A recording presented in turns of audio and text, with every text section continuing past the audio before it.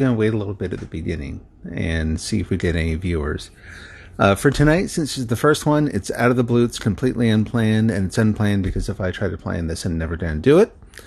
I'm just going to go ahead and start in. So, first of all, welcome. Thanks for watching. My name is Ken McGowan, and I am a writer working on his first novel. So, the point of this channel is I'm going to be sharing a lot of stuff about both writing and reading. Tonight in particular, we're going to be looking at Fight Club. Going to be dividing the reading stuff up into a couple different parts. We'll be doing beginnings, where I basically take a book that, like an excerpt, something I've not read. We'll read through the beginning, do a little bit of analysis, see if it's something that I'd actually want to read. Middles will just be like, as I find things in the middle of the book, whether it's a plot twist, something in the way it's written, the language, just something interesting. Then I'll share it as I find it, just kind of ad hoc. Endings, of course, are going to be kind of like light book reviews. You know, what did I get out of the plot? Did I learn anything from the writing? So on and so forth. So let's just go ahead and we'll just dive in. So again, we're doing Fight Club tonight, and I kind of wish I had been able to. I wish I had started this whole thing sooner, because this would have been a really good one to start off and do the whole beginning, middle, end. There was a lot missed along the way, because this is not the sort of thing that I would normally read. I read a pretty good variety of stuff, mostly I guess what you might call contemporary literature. I've been leaning a lot towards magical realism because that's what I'm interested in writing. Fight Club kind of came out of the blue. Like, I have read some of the author's other work, like short stories and that kind of thing. I'd read some excerpts. They're just not, in terms of its thematic elements, you know, its theme, its contents, it's really not my usual sort of thing. But I read the opening and learned a ton immediately from the language. Completely different style than I'm used to either reading, never tried writing like this. And I kind of debated reading an excerpt tonight. I'm going to go ahead and hold off for right now. Because again, there'll be lots of opportunities with other stuff to do an analysis, and maybe I can come back and do a separate stream video, whatever, you know, whichever format, where I talked a little bit about the opening and how it hooked me. And there were, of course, lots of things along the way that, the way that Chuck, and I'm not going to say his last name right. I've never heard it said out loud, but I'm going to pronounce it Palahniuk. It looks like a Palahniuk to me. And hopefully you're seeing that the right way. I checked the settings on the streaming software, and supposedly it is only reversing it for me, but I've not done a full test. That's the other part of what I'm doing tonight here is kind of testing the new setup. All right, so let's talk about the story. So overall impressions were really mixed. So the language, the patterns I loved at the beginning, where it was so punchy and such a like short, stabby rhythm in terms of the way he wrote things. The way he creates tension, not just anticipatory tension like you always hear about in stories, where if you're a writer too, and you've looked up advice on, you know, like general writing advice, you have to have come across the advice to maintain tension, like keep that pulling forward. He does that all right, but I mean, he does that really well, really. But there's another kind of tension where he's constantly, he'll weave a couple things together and keep you on edge. He'll have a couple different themes going. Well, he'll have one sentence, maybe a short paragraph, another sentence. So as you're reading this, you're constantly kind of hopping from one thing to the other. So it fits the tone in terms of, and no spoilers here, in terms of what you find out about the characters by the end. It fits that sort of unbalanced vibe that persists throughout the whole story. But also, there's a kind of economy in the language that is really, really impressive. I tend to be a blatherer when I write, especially now, since I'm doing a draft. I will take a simple idea. Are we having issues? We might be having issues with the software. I'm not sure. Hard to tell. I guess that's another thing I'll have to do here. So I'll have to get another monitor set up just so that I can check, see what's going on, and make sure that things look good live. I'm going to pretend like it's going. And if this ends up being a mess, so be it. I was talking about the language, how it's really punchy. There's economy, how that's something I don't do. I tend to, a lot of the other writers that I read, I think maybe if you know this other guy's work, you may not think of him this way, but Don DeLillo tends to run on a little bit. Like if you've read the opening to Underworld, it rambles a bit, but it rambles beautifully.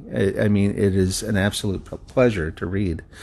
This is not that. This is like really short and punchy and get in and get out. And there's a lot to appreciate there. So we'll definitely come back at some point and do the beginning section. The way the story went, honestly, kind of mediocre to me. Again, without trying to avoid spoilers, the direction it was going in terms of the principles behind Fight Club, and if you haven't heard the whole, the first rule of Fight Club is no one talks about Fight Club.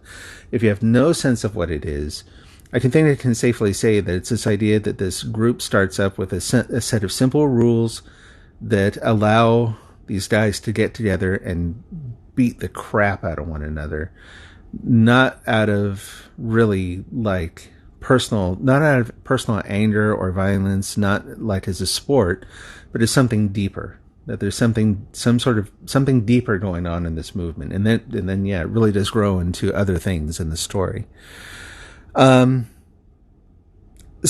the way the story goes, where, like I said, there's this sort of a deeper something that the story seems to be hinting at for a long time. And right, sort of like high ideals that are lived out in this very brutal sort of way that to me by the end just absolutely get trashed. Nothing very, it doesn't follow through on its more interesting themes very well. The turn in the, why it all happened that is hinted at in the end is a little flimsy to me, Overall, in terms of studying it for story structure, again, I think there's a lot to learn in that this did not have the standard sort of narrative that you're going to see other places. It really does, trying to think back in terms of the standard sort of turns that a story might take. This doesn't have a lot of those. It's this progressive sort of an unfolding. It's really pulled along by different means than most stories I've read. So it's interesting in that respect. I think that it definitely warrants a deeper look to kind of see, how does this work? Why does this story work so well in that respect? What keeps you reading? What keeps you going when you're not really, to my thinking, looking at any sort of, the main character, the narrator, being driven towards some kind of goal. In fact, he's actually kind of driven the opposite way. There's a very strong sort of tone of nihilism and depression, and yet the story definitely keeps moving forward. So really good use of language, things I never would have used in my own writing that I think are really good to study, things in terms of language, its impact and economy, and good things there. Really interesting stuff to study in terms of the overall story structure.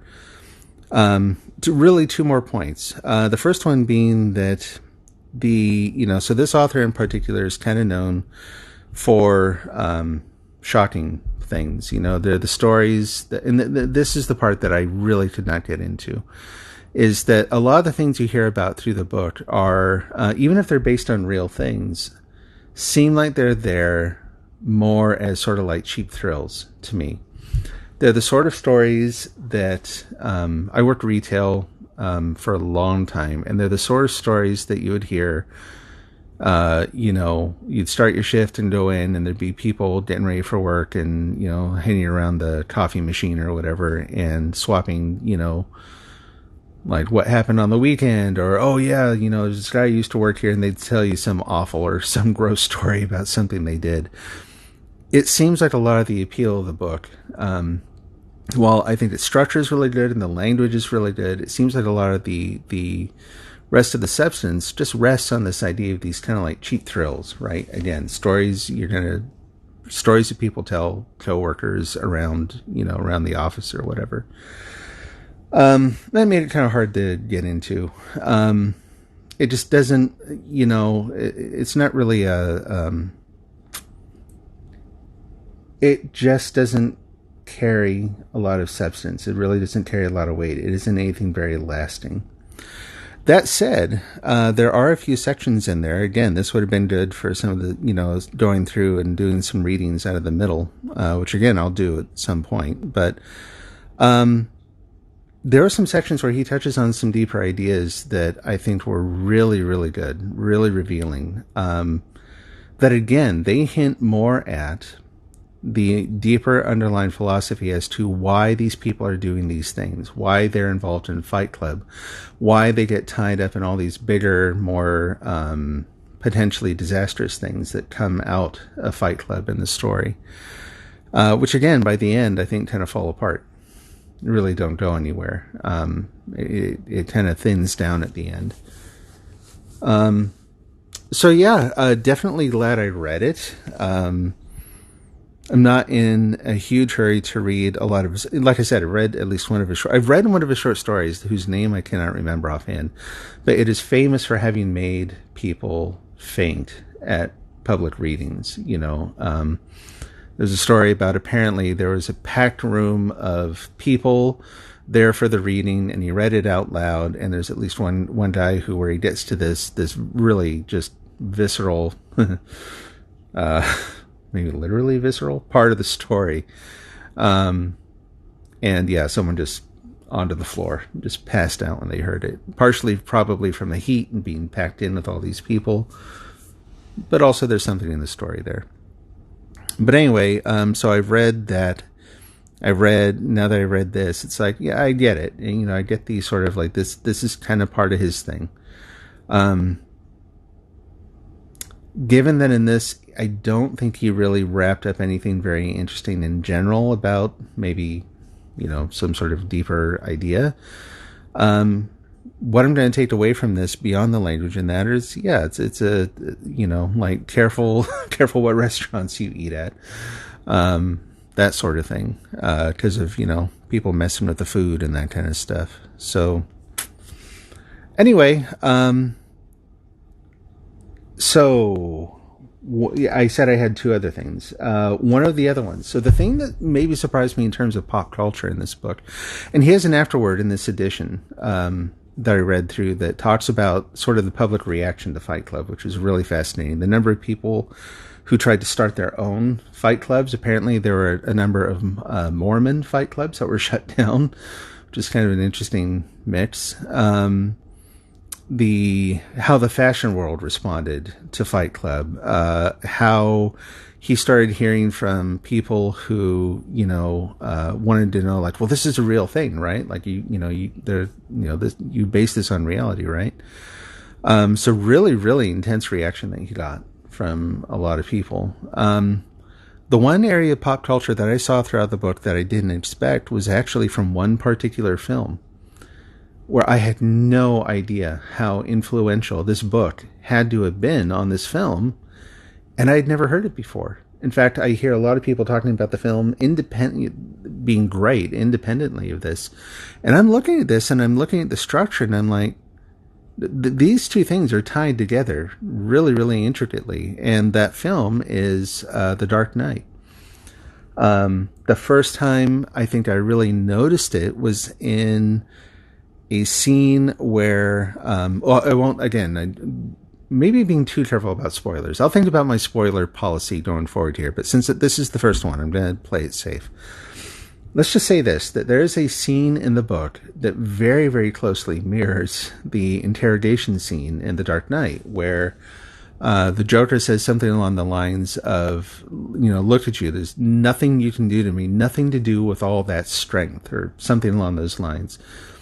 And while it's not lifted from the pages in the book, it is darn close. And even though it's not literal, that idea is in the book. And it's encapsulated, it's not like spread out through the book. It is one particular scene where something happens that really does parallel that.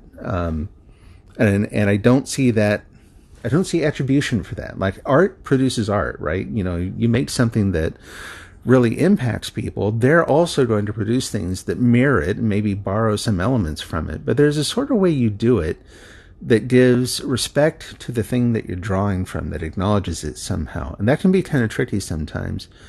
But I went looking for interviews after reading this. I went looking for, and I did find like some pages where people are saying that, you know, Fight Club is like the perfect Joker origin story. And I actually don't disagree. I think that that's, I really like it as a Joker origin story, which is not, I think, how it was really intended, but what do I know? So there's that scene. There's the interrogation scene. There's things that happen to the main character by the end of the book where you look at what has happened to him and you look at the Joker and you're like, yeah, they absolutely borrowed nothing. He used the imagery from the book in the film. There's a scene that is a little more shuffled around, but again, it parallels the film. There's a scene in The Dark Knight where the Joker has his head out at a cop car window that he's stolen. I can't remember if any of his, what do you call his thugs? There's a particular name for him, but whatever they're called, any of his thugs that he's got with him. I can't remember if they're in the car or not. But the Joker is driving down the road, and he's got his head out the window. Wind is blowing through his hair, and he's kind of swerving the car back and forth. And again, there's a scene in this where there are more people in the car, and there's more there's dialogue that goes along with it and that sort of thing. But it parallels that scene. So, you know, to Chuck Palahniuk's credit, it would be nice to see him credited more directly with how he influenced that film. And if I sound pretty confident that he really did influence the film, that's because I really do think, like, you'd have to work really hard to convince me that The Dark Knight was not intimately connected to Fight Club at this point. So I'm going to go ahead and we'll kind of keep this short for the first night. Actually, let's talk about the next book I'm going to read. So, and like I said, I read a wide variety of stuff, so this is not Fight Club. In fact, I know very little about it. I remember looking at some things on it before. Whenever I'm looking up books to read next, it's generally within a theme. I'll probably do some themes where I've got, like, author's first works, you know, the first book that an author, series of books that were the first book published by their respective authors. We'll do some magical realism themes. This one, I can't remember what I was looking up at the time when I found this, but it's called The Monsters of Templeton. And hopefully you can see that. The light's a little bright. So, not an incredibly long book, but I am a very, very, very slow reader. So this is going to take a while. But what I will do is, for the next one, I will do the beginnings stream for The Monsters of Templeton. And we'll take a look at what the language is like and just do kind of a light analysis, a little more sentence by sentence than this one. And then probably in between, I still think it's worth going back and picking out some sections from Fight Club to read and do some more detailed analysis. So, and you know what? I have no idea if anyone is watching this now. I'm guessing probably not because it's kind of late, although I am also broadcasting to Facebook now, which there are more people who actually know me personally there. So maybe if anyone's watching, hi. If not, hi to the view on demand audience. But anyway, this was kind of fun. I'm looking forward to doing more. I'm probably going to stick to a stream-based format. I'm not going to do a ton of editing. I don't have time. There are only so many hours in the day, and having a very busy day job coupled with trying to find time to write, coupled with everything else that goes on in life, I think it's probably best to keep these light and not put any sort of restrictions on myself in terms of like, oh, no, if you want to do this, you have to polish it. Because I'm the sort of person, too, that if I do this, I'm going to like, okay, well, now I need intro music, and now I need outro music, and now I need to have my wait screen, and it's never going to happen. Like, as soon as I start planning anything, it stays in planning mode pretty much until I abandon planning and just do whatever the heck I was going to do anyway, which is pretty much what's going on tonight. But anyway, so looking forward. So it'll be stream format. quite a bit of stuff on reading, doing analysis of books. So if you enjoy literature, then by all means, come hang out, ask questions. I will be sending things up so that I can actually see the comments from all the different places I'm streaming to in one spot so that I can actually respond, which will be nice.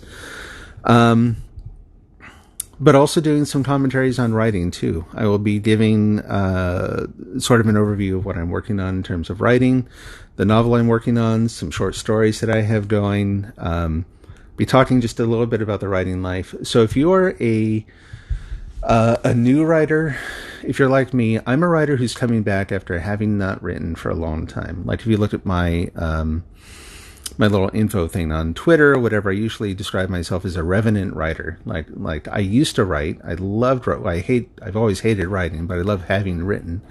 I love having the stories done. Used to really, really enjoy it.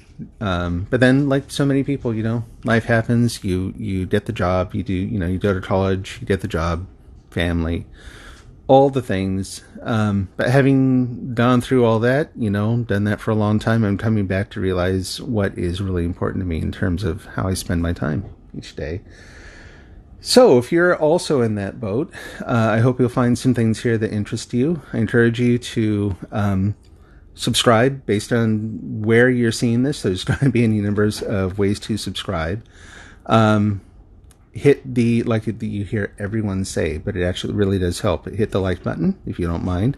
Leave a comment. One of the things I'm really looking forward to doing here is hopefully building up a little bit of a community, gaining a chance to actually talk to people who are either just avid readers or people who are also, again, kind of going down their own road in terms of writing, sharing ideas. I've not written a ton. I'm not a established author, so I wouldn't say that I'm offering writing advice as much as I am raising questions. But I think there's a lot of value in that too, going through and saying like, oh, well, typical writing advice you hear, right? Like, oh, don't use adverbs. Well, it's not never use adverbs, there's a lot more to it. That's a very particular one, but you kind of get the idea. I think there's still value in going through and kind of questioning these things. And then going to some of these works where one of the things I really like doing is finding where authors break the rules that you always hear kind of preached in new writers. And then tear those apart. Figure out, like if they're breaking a so-called rule, why does it work? What is it? Does it work for them, or should they have stuck to the rule? But if it is working, how come? I think that's a really good way to kind of learn something deeper about writing. But anyway, I think that's probably it for tonight. My family's going by in the background here. I think we're getting ready to kind of wrap things up for the evening. I've got to go write myself. That's another thing that I am doing is I write every single day. I've been writing every day for about 2.5 years now, nonstop. Sometimes a little, sometimes a medium amount. I very rarely write a lot because I write so slowly. But it all adds up. So I've got to go do that. I hope you have a great night and hope you enjoyed this and hope to see you again soon. God bless. Take care. There's going to be an awkward moment of silence here while I wait for the stream to kind of process before I click stop. So pardon the awkward stare. Here, we'll put up the book. There we go.